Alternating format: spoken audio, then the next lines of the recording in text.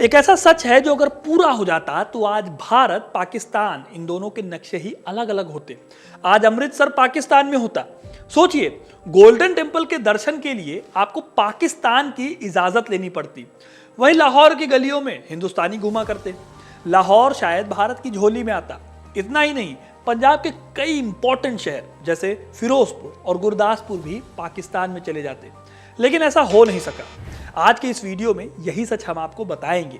इसीलिए मैं कहता हूं कि वीडियो को अंत तक जरूर देखिएगा, क्योंकि अपना इतिहास नहीं जानोगे तो खुद को कैसे पहचानोगे। दिन था 17 अगस्त 1947, यानी आज़ादी मिले 2 दिन हो चुके थे, लेकिन करोड़ों लोग हैरान और परेशान थे, क्योंकि उन्हें पता ही नहीं था कि उनका घर, उनका शहर, उनका मोहल्ला भारत में है या फिर पाकिस्तान में। इसी दिन यानी 17 अगस्त की दोपहर के बाद रेड क्लिफ लाइन का ऐलान हुआ, यानी 2 मुल्कों को बांटने वाली विभाजन रेखा। भारत और पाकिस्तान को बांटने वाली यह लाइन खींची जाती दोस्तों, इससे पहले ही पाकिस्तान ने अमृतसर, फिरोजपुर और गुरदासपुर पर अपना दावा कर रखा था। वहीं लाहौर तो भारत का था, ये सबको लग रहा था, क्योंकि लाहौर में ज्यादातर आबादी सिखों की और हिंदुओं की थी। लेकिन रेड क्लिफ साहब के एक ख्याल ने उसे पाकिस्तान को दे दिया। जी हाँ, सिर्फ एक ख्याल ने। दरअसल जब लॉर्ड माउंटबेटन को यह कहा गया कि आपको एक मुल्क को 2 हिस्सों में बांटना है, एक में हिंदू बहुल आबादी रहेगी तो दूसरे में मुस्लिम बहुल आबादी रहेगी, जिसकी मर्जी आए वो उस मुल्क में रह सकता है, कोई जोर जबरदस्ती नहीं की जाएगी। अब दोस्तों, जीते जागते लोगों को इस तरह नक्शे में लाइन खींचकर कैसे बांटा जाता भला? लॉर्ड माउंटबेटन को अपने एक दोस्त की याद आई इस वक्त। वो दोस्त जो लंदन की अदालतों में दलीलों का मास्टर माना जाता था, जो जज बन चुका था और जिसकी न्यायप्रियता के किस्से गढ़े जाते थे। ये दोस्त थे सर सिरिल रेडक्लिफ। सो माउंटबेटन ने उनसे कांटेक्ट साधा। माउंटबेटन की सोच थी कि एक ऐसा आदमी जो कभी भारत नहीं आया, जो किसी भी भारतीय नेता से कभी नहीं मिला, जो उनके बारे में कुछ भी जानता ही नहीं, वही आदमी पूरी ईमानदारी और भेदभाव के बिना निष्पक्ष होकर बंटवारा कर सकेगा। माउंटबेटन को रेडक्लिफ प्यार से डिकी कहकर बुलाते थे। रेडक्लिफ ने अपने एक इंटरव्यू में बताया था कि बंटवारा करने से उन्होंने साफ मना क्यों कर दिया था। उन्होंने माउंटबेटन से कहा था कि डिकी, ये बेवकूफ़ी भरा आइडिया लाए कहाँ से हो तुम? ना मैं जिन्ना से मिल सकूंगा, ना नेहरू से, ना पटेल से। नेताओं से बातचीत किए बिना मुल्कों का बंटवारा कैसे कर दूंगा मैं? तुम जानते हो कि 5 हफ्तों में 15 अगस्त 1947 से पहले पहले मैं नक्शे पर लाइनें खींचकर भारत और पाकिस्तान बना दूं। ये कैसे पॉसिबल है? ये प्रैक्टिकली पॉसिबल नहीं है। मुझे माफ़ करो भाई, मैं ये नहीं कर पाऊंगा। और डिकी, मैं ही क्यों? ये काम तुम किसी और से करवा लो। लंदन में और भी तो लोग होंगे। मैं तो ज्योग्राफी समझता नहीं, नक्शों की जानकारी मुझे है नहीं। मैं तो दलीलें पेश करना जानता हूँ और मैं एक वकील हूँ। मैं भारत भी कभी नहीं गया हूँ। लेकिन दोस्तों, डिकी यानी माउंटबेटन वो अड़े रहे और अपने करीबी दोस्त को दोस्ती का वास्ता देकर भारत बुला लिया। हालांकि बाद में रेडक्लिफ ने बताया कि सिर्फ दोस्ती की खातिर वो बंटवारा करने नहीं गए थे, बल्कि अपने देश ब्रिटेन की बेहतरी के लिए भी उन्होंने ये काम किया था। रेडक्लिफ ने बताया कि सेकेंड वर्ल्ड वॉर में इंग्लैंड इतना कंगाल हो चुका था कि उसे जल्द से जल्द भारत की जिम्मेदारी से मुक्त होना था। सो मैंने बस अपने देश के लिए काम किया। और हाँ, बंटवारे के बाद अगर वहां दंगों में लोग मारे गए तो उसमें रेडक्लिफ का कोई दोष नहीं है। जाहिर है रेडक्लिफ इस गिल्ट, इस अपराध बोध में बाकी उम्र जीते रहे कि उनके एक फैसले से दुनिया का सबसे बड़ा मास माइग्रेशन हुआ, यानी लोग सब कुछ छोड़ छाड़ कर एक जगह से दूसरी अनजान जगह गए और इस दौरान दंगों में सैकड़ों क्या हजारों लोग मारे गए। खैर, रेडक्लिफ साहब 8 जुलाई 1947 को भारत पधार गए अपना काम पूरा करने के लिए। उनको 5 हफ्ते का वक्त दिया गया। रेडक्लिफ के पर्सनल सेक्रेटरी रहे क्रिस्टोफर ब्यूमोंट ने 1989 में एक आर्टिकल लिखकर बम फोड़ा था। उन्होंने दावा किया कि फिरोजपुर पाकिस्तान के पास जाने वाला था। फिरोजपुर बेहद अहम शहर था, क्योंकि सिंचाई का हेडक्वार्टर वहां पर था और भारत का इकलौता शस्त्रागार यानी कि आर्मरी, जहां पर हथियार रखे जाते हैं, वो भी वहीं पर थे। इसकी भनक लगी माउंटबेटन को। उन्होंने रेडक्लिफ के साथ एक लंच फिक्स किया और लंच के दौरान ही बातों बातों में जता दिया कि फिरोजपुर तो भारत को दिया जाना चाहिए।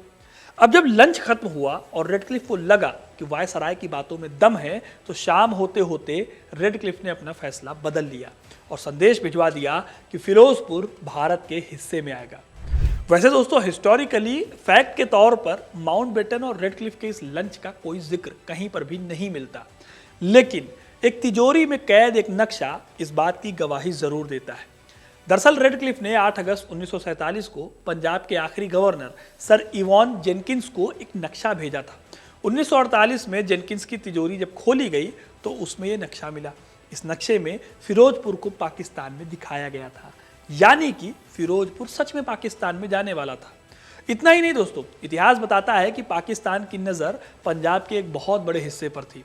और तो और मोहम्मद अली जिन्ना की जो पार्टी थी मुस्लिम लीग, उसने तो अमृतसर, जालंधर और गुरदासपुर भी पाकिस्तान के लिए मांग लिए थे। बीकानेर पर भी इन्होंने दावेदारी की थी। मुस्लिम लीग अड़ी हुई थी कि गुरदासपुर पाकिस्तान को दे दिया जाए और अपने दावे के हक में उन्होंने कई तर्क दिए। पाकिस्तानी लेखक हैं चौधरी मोहम्मद अली, उन्होंने अपनी किताब इमरजेंस ऑफ पाकिस्तान में इस बात का दावा किया है कि मुस्लिम लीग ने पंजाब सीमा आयोग के सामने कहा था कि गुरदासपुर जिले की 4 तहसीलें गुरदासपुर, बटाला और शकरगढ़ में मुस्लिम आबादी बहुत ज़्यादा थी। सिर्फ पठानकोट ही एक ऐसा था जहां पर हिंदू आबादी डोमिनेंट थी, इसलिए गुरदासपुर पाकिस्तान के हवाले कर दिया जाए। गुरदासपुर जिला दरअसल जम्मू कश्मीर राज्य से सटा हुआ था। जम्मू कश्मीर दरअसल गुरदासपुर के रास्ते ही रेल और सड़क से जोड़ा जा सकता था। अगर गुरदासपुर पाकिस्तान को मिल जाता तो भारत से जम्मू कश्मीर जाने का रास्ता पाकिस्तान हमें कभी नहीं देता। बटाला और गुरदासपुर में ही लोग रोक लिए जाते। इसी वजह से गुरदासपुर की इंपॉर्टेंस थी। BBC journalist Owen Bennett Jones, उन्होंने भी अपनी किताब Pakistan eye of the storm में लिखा है कि 11 मई 1947 को नेहरू और माउंटबेटन की शिमला में एक मुलाकात हुई। इसी मुलाकात में गुरदासपुर की किस्मत को भी लॉक कर दिया गया था। नेहरू ने साफ कर दिया था कि वो ना फिरोजपुर छोड़ सकते हैं और ना ही गुरदासपुर। माउंटबेटन ने जून 1947 में ही बता दिया था कि मुस्लिम आबादी होने के बावजूद गुरदासपुर भारत के पास जा सकता है। बाद में जब प्रेस कॉन्फ्रेंस में माउंटबेटन से पूछा गया कि पंजाब के गुरदासपुर जिले की 50.4% आबादी मुस्लिम है, फिर भी आपने उसे पाकिस्तान में क्यों नहीं दिया, माउंटबेटन ने भी एक चालाक पॉलिटिशियन की तरह मुस्कुराते हुए कहा था कि गुरदासपुर के कई मुसलमान ऐसे हैं जो भारत में ही रहना चाहते हैं। ये ज़रूरी नहीं है कि हर मुस्लिम आबादी वाला शहर पाकिस्तान को दे दिया जाए। वैसे दोस्तों कुछ इतिहासकार ऐसे भी हैं जो मानते हैं कि माउंटबेटन और रेडक्लिफ ने खेल खेला था। कश्मीर का गेटवे कहा जाने वाला गुरदासपुर तो भारत को दे दिया, ये जानते हुए कि जम्मू और कश्मीर का मुद्दा ना तो अभी तक सुलझा है और आगे भी ये दोनों मुल्कों के बीच कांटे बोता रहेगा। दोनों मुल्क इसी एक मुद्दे पर शांति से नहीं रह पाएंगे। पाकिस्तानी लेखक चौधरी मोहम्मद अली ने अपनी किताब द इमरजेंस ऑफ पाकिस्तान में भी कहा है कि मुस्लिम लीग कोशिश में थी कि पाकिस्तान की सीमा ईस्टर्न बॉर्डर की तरफ बढ़ाई जाए। इसीलिए इन्होंने लाहौर संभाग के पूरे हिस्से के साथ साथ जालंधर संभाग के आधे हिस्से पर दावा किया था। लेकिन लाहौर को छोड़कर दोस्तों मुस्लिम लीग के ज़्यादातर दावे रिजेक्ट कर दिए गए। पाकिस्तान ने अमृतसर भी मांगा। लॉजिक ये था कि अमृतसर जिले की जो तहसील है यानी अजनाला तहसील, वो मुस्लिम बहुल है। पाकिस्तान ने जालंधर भी मांगा और उसमें भी तर्क वही, नकोदर और जालंधर मुस्लिम आबादी वाली तहसीलें हैं।